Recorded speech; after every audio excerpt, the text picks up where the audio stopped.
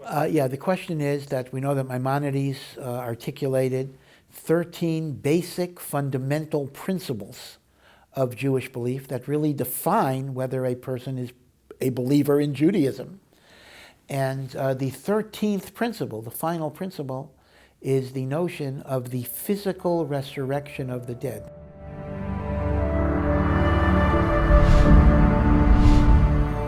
Now again, I want to be very, very clear to the audience that we must differentiate the concept of Olam Haba, meaning the world to come, versus the concept of resurrection of the dead. These are two different concepts which should not be confused.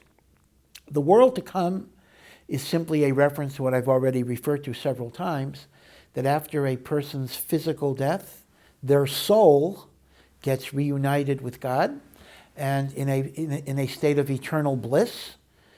And the strength of that connection will, of course, be a function of the righteousness and holiness through which a person lived in this world. But that is called Olam Haba, the world to come, and that is a non-physical world. In fact, Maimonides himself develops the idea that although our sages talk about eating and drinking and reclining on golden benches, in reality those are metaphors for the spiritual pleasure of God. That is not resurrection of the dead. Resurrection of the dead will occur at some stage after the messianic age, in which the soul will be reunited in the physical body. And that will come back, and again, there's an argument, is that going to be the final eternity, or is that just a temporary stage, and Olam Haba, the world to come, is the only permanent? That's an argument within the principle. But the question becomes, why would physical resurrection be so important? I understand that the soul is eternal because the soul comes from God, and if you denied the eternity of the soul, you would be denying the eternity of God. So one can understand conceptually why the world to come is a fundamental principle. And in fact, another reason why it's fundamental is it is one of the ways we can deal with the apparent injustice in this world. If all you had was this world, and you have righteous people suffering, you're going to have a big problem. Olam Haba, world to come, helps us deal with the idea that there will be ultimate justice and ultimate reward. But the question is, couldn't we have a perfectly good religion without having to come onto the idea of physical resurrection? Indeed, at one point in Maimonides' life, he was actually accused of only espousing the spiritual world to come, and he had to write a long letter emphasizing the importance of physical resurrection. It is a very, very excellent question. I would suggest the following, though. I would suggest that it is resurrection of the dead that is the ultimate perfectibility of every aspect of the world. You know, in the world that we live in, there is a sharp dichotomy between the physical and the spiritual. We look at the spiritual as holy, elevated, sacred, godly.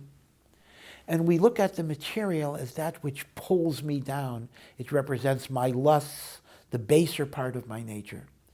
And in many ways, we often perceive of body and soul as in fundamental opposition, in which the body is essentially evil, and holiness only comes if I conquer the body, reject the body, as it were. That is why in non-Jewish religious traditions, you will sometimes find an imperative of celibacy, because sexual activity is considered to be evil, so the holy person gets beyond it. Judaism understands that we will have struggles with the body, but Judaism does not accept the idea that the body itself is evil. The body is a tool, and by allowing our divine soul to control the decisions of the body, we believe that it is not just spiritual part of me that is elevated and holy, but I can elevate even my physical animal existence by making it subordinate to the godliness of my soul. And that's why, for example, so many commandments of the Torah are concerned, in fact, virtually all the commandments are concerned with physical actions. We don't simply say, serve God by meditation, serve God by contemplation. You serve God by taking the lulav and the esrog. the four species on Sukkos. You serve God by eating and drinking, and by marital intimacy, and by raising children. So I would suggest that the ultimate proof of that proposition is the idea that in the final reunification, the final reward, the final eternity with God, we don't simply drop the body in the cemetery and connect my soul, but the body itself, which essentially enabled me to perfect my soul in the 120 years that we hopefully have on earth. The body itself partakes of that very reward. So I think what is so fundamental about physical resurrection is not simply the idea that the bodies come back, but that the body itself is a vehicle of holiness. And as a result, it partakes in that communion. The way I envision resurrection of the dead is it is really the total integration of this world and the world to come.